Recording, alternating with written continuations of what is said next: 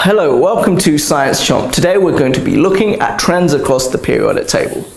Now, elements across the periodic table are grouped together in relation to their chemical and physical properties. So everything within the same group react very similarly. This is because they have the same amount of valence electrons. The group determines the number of valence electrons that they have. For example, group 1 all have 1 valence electron. These are electrons in the outermost shell, and these determine chemical reactivity. So everything within the same group reacts very, very similarly.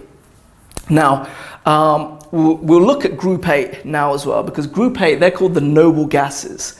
They have a full outer shell of electrons. As a result, they don't like to take in electrons, they don't like to give out electrons. They're actually very stable. And as a result, we call the noble gases inert, okay? And inert just means unreactive. So these elements down here, they don't react with anything at all. Another thing that we need to talk about is something known as electronegativity. Now, this is just a very fancy word to basically describe the ability of an atom to attract electrons. Now, as we go from one element to the next one, across the period, we are adding a proton to the nucleus, and a proton has a positive charge. So if you increase the positivity of the nucleus, the ability to attract an electron increases. So as you go from left to right, electronegativity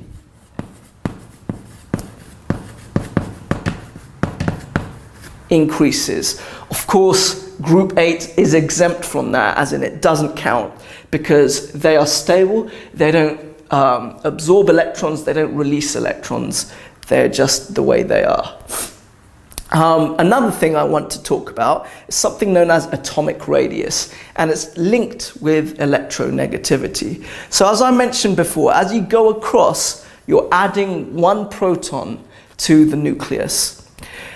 As a result, what they do is something with lots and lots of protons pulls in electrons with more might, more force than ones with smaller amounts of protons.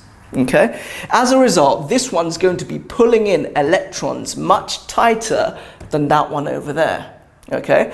And as a result, the actual atom is smaller. So this one is a smaller atom in terms of radius than that one is. So you say the atomic radius increases from right to left. Okay? Similarly, the next thing that we have to talk about is reactivity. Now, as we go down the group here, what we're doing is we are adding shells of electrons. So, for example, this one in period 2 has 2 shells of electrons, that's the nucleus, whereas down here you're going to have much higher shells, 7 shells of electrons. And as a result, down here, it has less pull. So for example, an electron here is going to have a stronger force of attraction than an electron, say for example, down there. As a result, this one's going to be lost more easily. So if it's lost more easily, it's more reactive. So this one is more reactive than that one. Over the other side, however, these elements here, they like to absorb electrons because they want to be like the group 8 for stability. And as a result, something with a smaller radius, with fewer shells, is more likely to absorb electrons because it's got a stronger nuclear force attracting it than something with lots and lots of electrons, so it's attracting an electron down there. So the reactivity of these ones increases as you go up the group. Do you see? Okay, that's basically all we need to know about the trends across the periodic table. Thank you very much for watching, and I'll see you in the next video.